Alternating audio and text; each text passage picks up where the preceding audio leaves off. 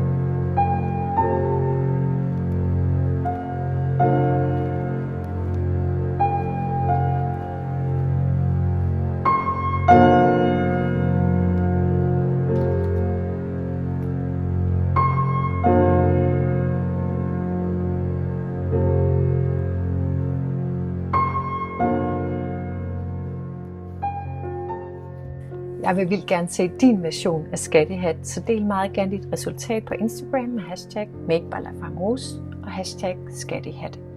På min hjemmeside www.lafarmrose.dk kan du finde flere symønstre, og så vil jeg blive rigtig glad, hvis du har lyst til at like videoen her og følge min YouTube-kanal.